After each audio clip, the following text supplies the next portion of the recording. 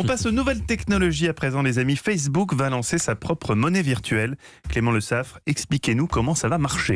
Et en fait, cette monnaie virtuelle ou crypto-monnaie, comme on les appelle, ce sera une sorte de cousine du Bitcoin et elle s'appellera le Libra. Facebook doit dévoiler en fait les détails aujourd'hui, mais on sait déjà qu'elle sera lancée en 2020. On pourra acheter du Libra directement sur Facebook via une application dédiée faite pour ça. Au départ, 1 euro devrait être à peu près équivalent à 1 Libra pour pas trop déstabiliser justement les utilisateurs. Alors, j'ai une toute petite question, Clément. À quoi ça va servir cette monnaie virtuelle ? C'est une petite mais une très bonne question.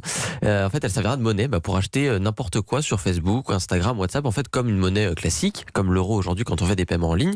On pourra aussi s'en servir donc sur les deux premiers, par exemple sur le Marketplace, vous savez, c'est l'espèce de bon coin qui a été créé par Facebook sur le réseau social, et puis sur Instagram, on pourra bientôt aussi payer directement en cliquant sur la photo d'un produit, je vous en ai déjà parlé.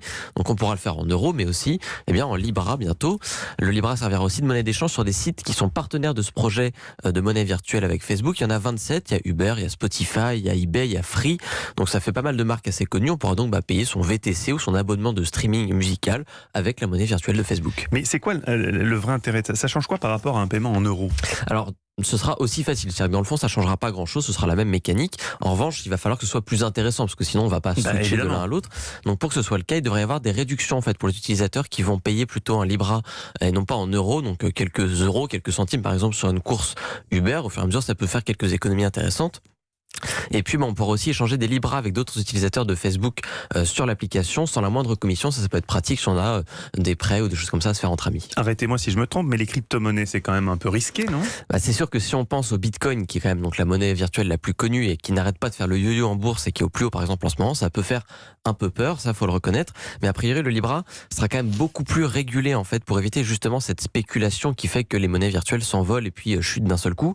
En fait, la monnaie de Facebook sera indexée sur des devises très solides, l'euro, le dollar, la yen, la livre sterling, bref, ça devrait pas beaucoup bouger en termes de valeur. L'idée, c'est vraiment que tout le monde puisse s'en servir. Après, est-ce que les gens vont vouloir s'en servir ? C'est une autre question. Je vous trouve bien optimiste, Clément. À mon avis, c'est votre jeunesse qui parle. Je trouve ça hyper inquiétant, notamment en termes de sécurité. Non, mais franchement, ils n'ont pas fait preuve d'une grande sécurité avec les analyses politiques quand même. Et Baroque, le bon sens près de chez vous.